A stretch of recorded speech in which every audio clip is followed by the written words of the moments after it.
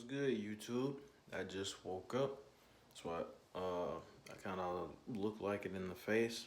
Um, I told y'all I'd make a video about who I thought would be in the finals for, or my view on it, or no, my take on who I would think, because I was just waiting to see what the games were gonna look like. Some of the games recently, what they were gonna look like, because they were a little bit interesting, like how I think it is Portland is the eighth seed now.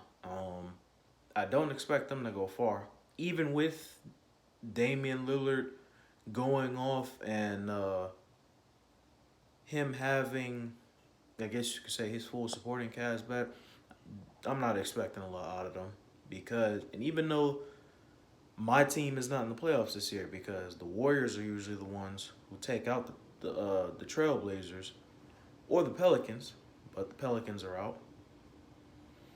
Um, I don't see Portland beating the Lakers, anybody that they got to play in terms of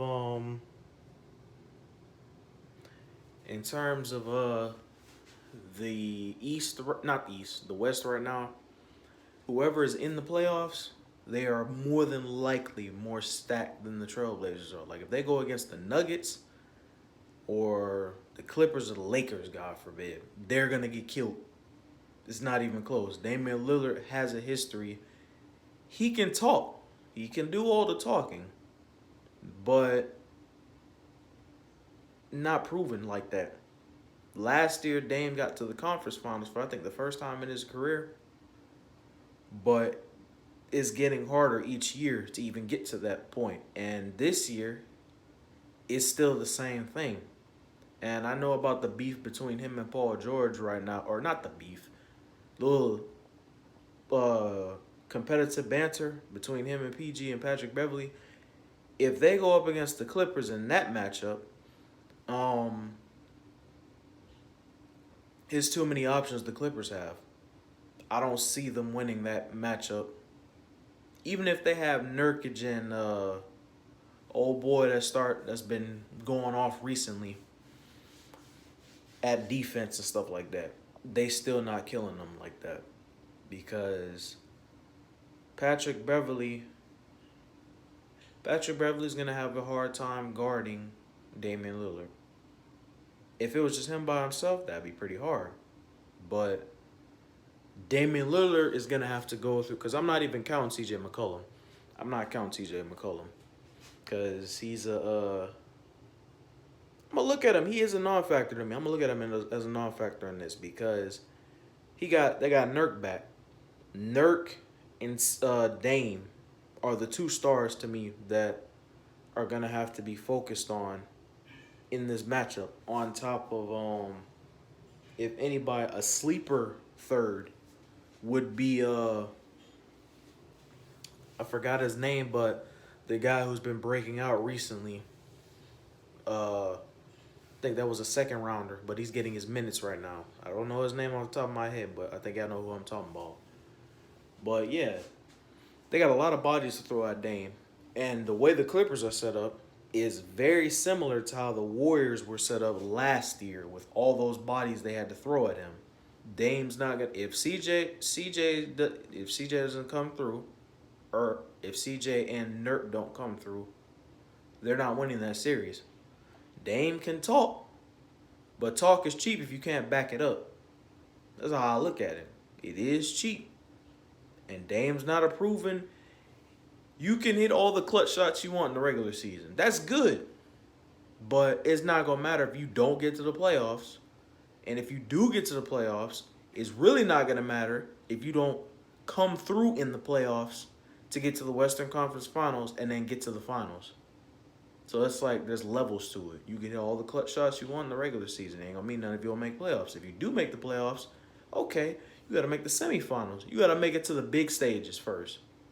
And then if you can make it to the finals, you have some leeway to actually go to your credit in terms of talking because you made it that far. But Dame doesn't have that under his belt.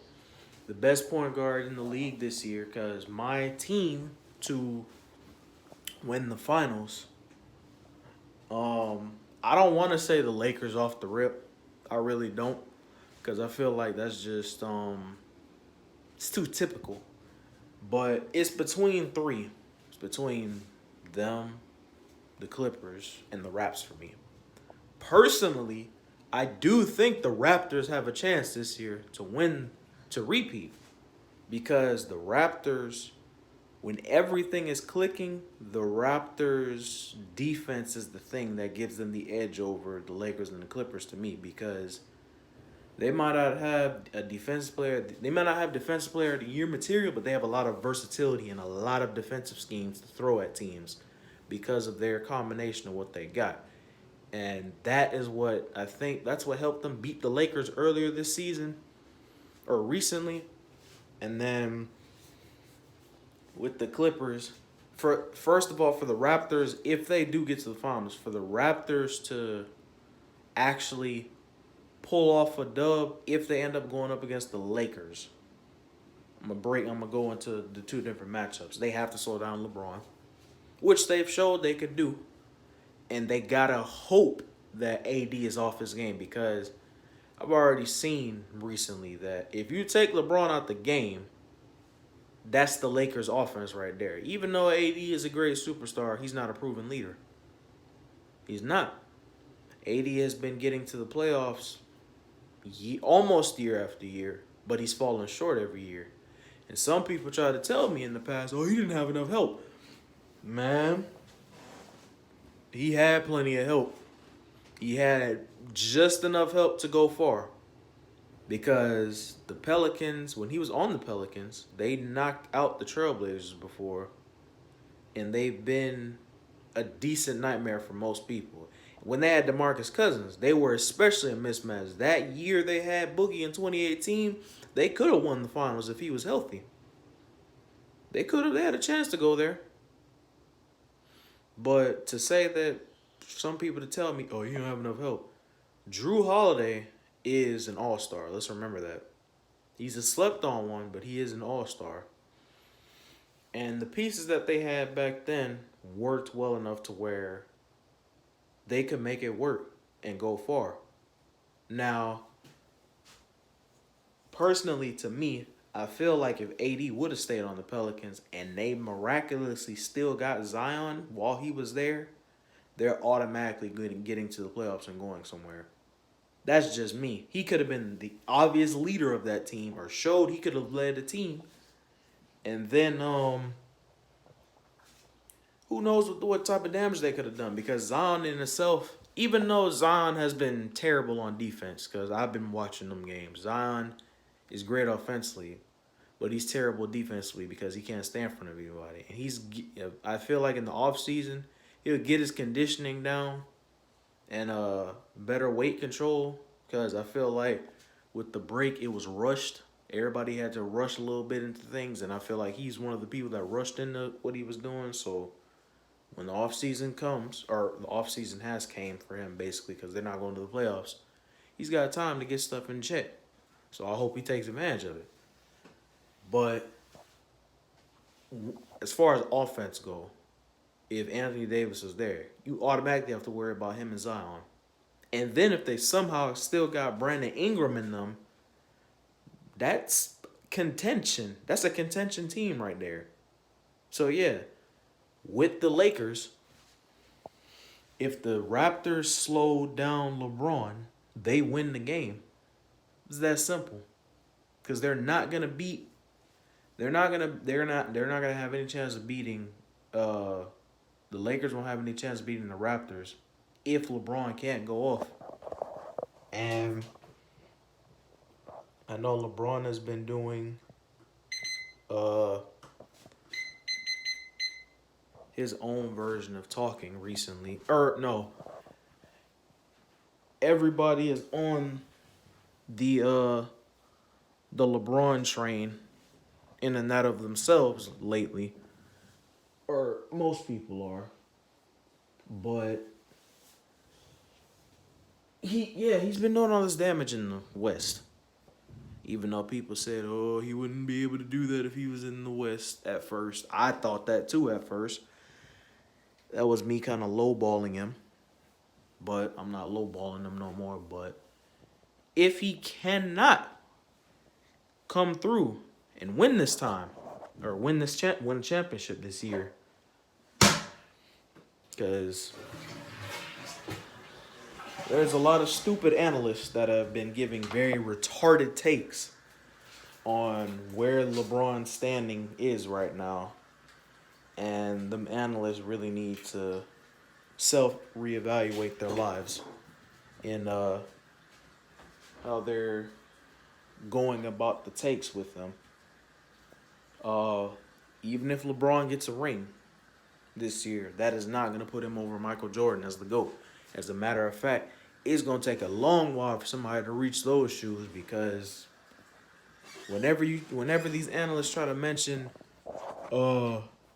Michael Jordan didn't face the level of competition that LeBron James faced, that's a stupid take, first of all, because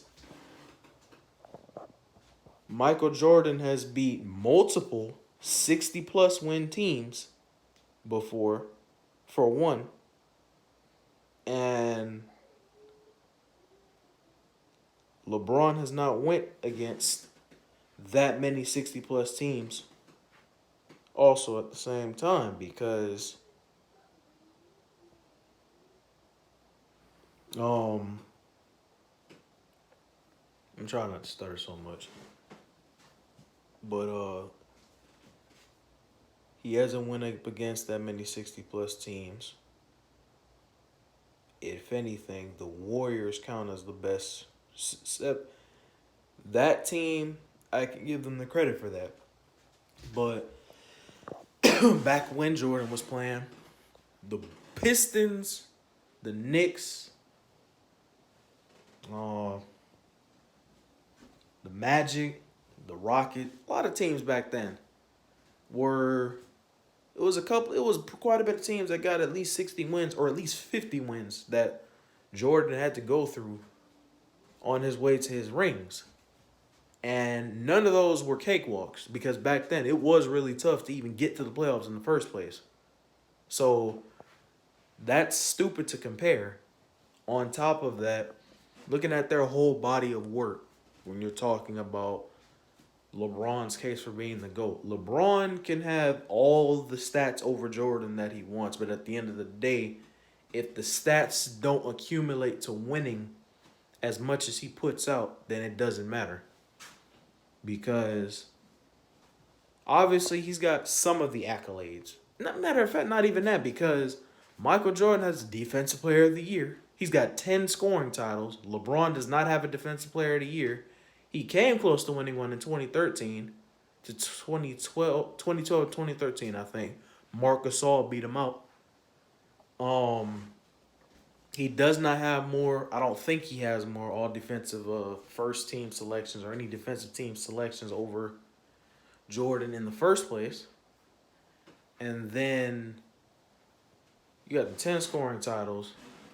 You know his defensive body of work, because Jordan's average is 2.3 steals for his career. He's third of all time on the steals list. I mentioned that in the last video with my boy. And then on top of that, Michael Jordan is 6-0 in the finals. People like to bring up the fact that he didn't win without Pippen still sometimes. LeBron didn't win without some help either. And when you're talking about that argument, Jordan only had one all-star teammate, if you really want to think about it. Because obviously we know Pip became one, but he became one. It wasn't onto the same level. Like, the amount of all-star talent that LeBron has had over Jordan is overwhelming.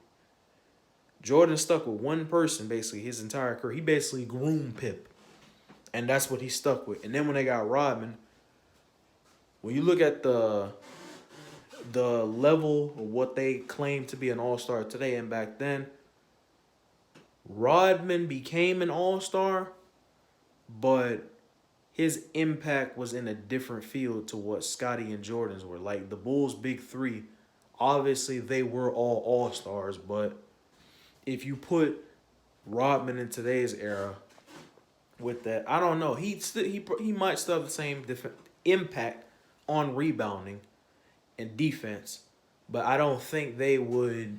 It wouldn't be enough. It wouldn't be enough to get him an All Star selection unless he added a shot to it, and he was that dominant with it. Because otherwise, yeah, it's only Scotty and Jordan. And like I said with LeBron, LeBron has had Kyrie, Wade, Bosh, Zydrunas Ilgauskas, uh, Kevin Love, AD obviously now. He's had a lot of all-stars and perennial all-stars for help. And then on top of that, like I said, the people that try to say Jordan wasn't winning before Pippen, neither was LeBron before some of his teammates. And on top of that, when you get to the finals, hell, when you get to the playoffs, you actually accomplish quite a bit in the playoffs to get to the finals, that automatically puts something in your name. But when you can actually accomplish what you went to the finals to accomplish by getting the ring, that validates all of what led up to where you got to. Because 6-0 is very hard to do, period. And in the toughest era of basketball that was played back then, to what a lot of people say, that's even more so. Period. So, and there's a lot of things that will continue to go in Jordan's favor over LeBron because Jordan just didn't do some of the things LeBron did. I'm not hating on LeBron either because I respect LeBron now. But, and I feel like every player that wants to be great should try to strive for the greatest of all time role. But you got to be built to something different to get to that level. I don't think LeBron's on that level yet because, for one, Mike was winning championships by the time he was 28. Mike was I think he had 2 rings by that point, damn near 3, because when he was 30, I think they won their last ring for the first three-peat. So putting that into perspective with that, LeBron won his first ring at 28, but the three-peat, that alone, he's got 3 rings. You need 6 to even get in the category of greatest in terms of Jordan. LeBron is playing great basketball at 35, the same as Jordan was, but his game is based around more athleticism than Mike's was, and Mike's is based more around skill. I don't think LeBron can keep up this level of play for too many years longer, because the second he starts to slow down, and you see him slowing down, then the chances of winning championships goes down with it easily. So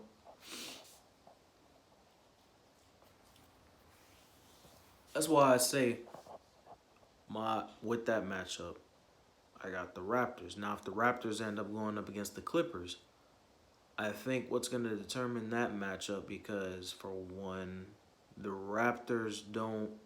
Clippers, obviously they have arguably the best bench in the league. But the thing to look at with that, because with the Clippers, I know Kawhi is proven, but I'm not worried about Kawhi when it comes down to that series, because you know what Kawhi is going to do. The question is Paul George going to step up?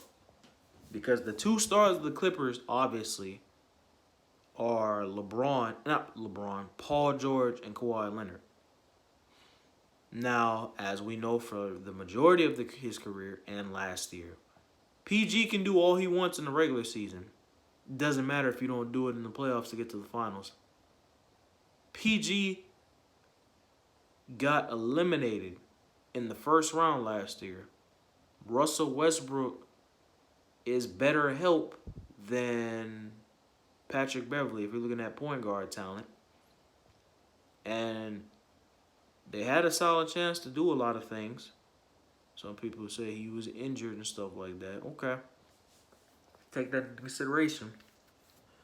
Except for the fact that Paul George has not had consistent playoff success like that since the days when Indiana was going up against the Heat.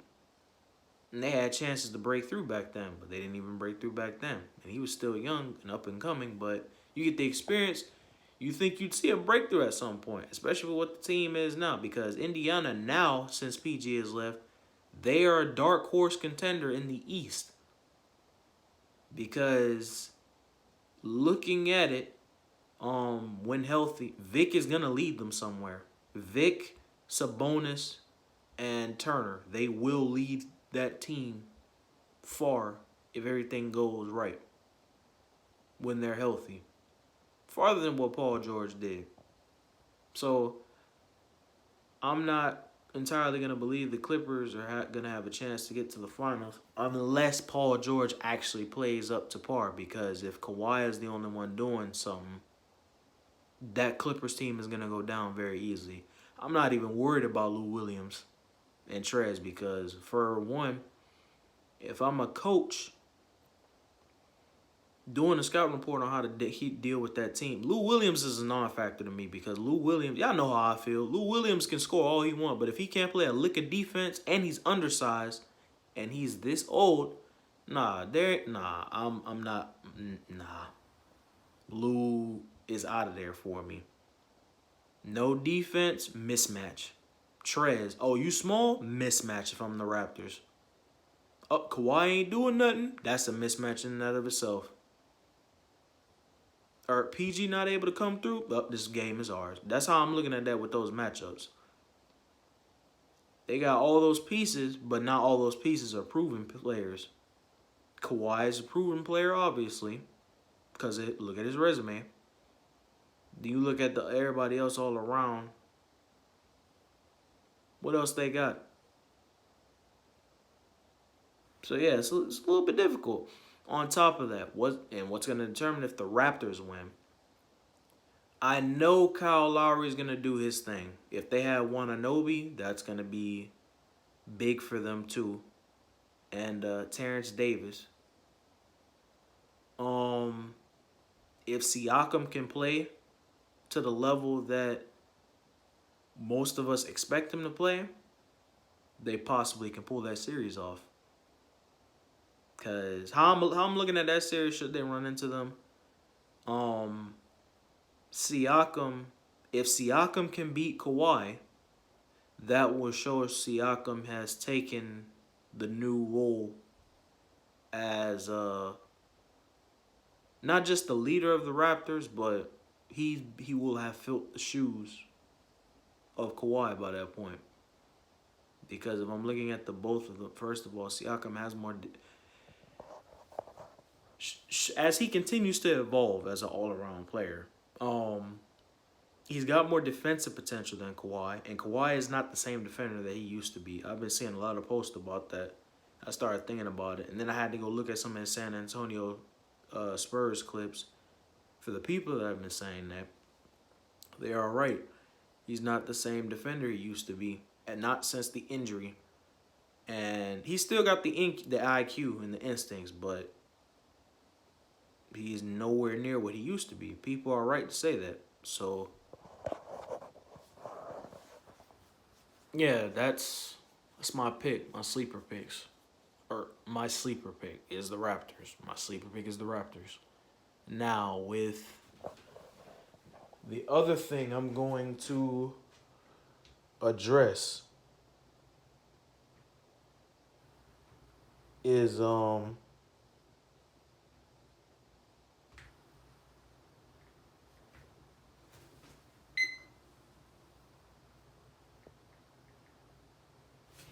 other thing I'm gonna address. I recently watched Agent play Cash Nasty. For starters, for the people, most people should know who Cash Nasty is. I think I could beat Cash Nasty. I ain't gonna say fairly easy, but I think I'll have a better chance playing him than Agent would, and that's no disrespect to Agent because Agent when he was skinny, I used to watch some of his videos when he would go practice and stuff. Agent when he was skinny Agent easily would have a better chance against Cash, as far as play style wise goes because he could actually move. And the only problem I think Cash would struggle with, or he would struggle with Cash, unless he formed had a decent amount of muscle to go against it. Cash likes to post smaller people up. But other than that, I don't see much. And when I was watching that video, yeah, everybody that, for the most part, that people be talking about it, there's a difference with when you're hand checking, for one. When you're hand checking the way Cash hand checks, that is fouling.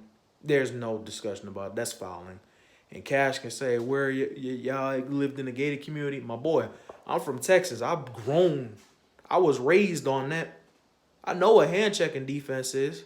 That's a primary suit for me. Strong suit for me. But there's hand checking with your actual hands, and that is a foul. You do that in the NBA. I remember a clip where somebody was trying to hand check Russell Westbrook and he slapped their hand away. That's a foul. Every time. You don't hand check. This is not the 80s and 90s anymore. To guard someone and show you have actual talent at it is one thing when you're using your body. You can't hand check with your body. Because your body, if you guard somebody with your body and you're just getting up into them, but you're not touching them necessarily and you're not being overly aggressive with it, you're picking your times to when to reach and stuff like that, then you got a little bit more leeway. I'm not going to call that hand checking if you're doing it right because that's the type of defense you should be trying to play. But no, for Cash, no, you hand check and that's foul. You do a lot of fouling. I honestly think Agent could beat Cash eventually, but Cash won that game with the shot. He did get him a little shot recently. I'll give him that. But I will respect Cash more driving than I will shooting. Because you would think an Agent was right to say something about if you're that athletic, you shouldn't have to hand check in the first place. I believe that is 100% accurate. If you are overly athletic or athletic to great means to moderate means, you're playing defense, and you got physical tools, you shouldn't need the hand check. You just look stupid doing that. I'm telling you, they put an NBA ref there. Like, get an NBA ref. When you do one-on-ones, some of y'all YouTubers out there that be doing one-on-ones, like, try to find somebody who's NBA ref material that will referee them games, especially Cash. I'm gonna stick with what I said. That was an interesting game. I think I could beat Cash Nasty. I feel pretty good about that one. I ain't played in a little while, but I'll put up a greater chance than Agent did very easily. And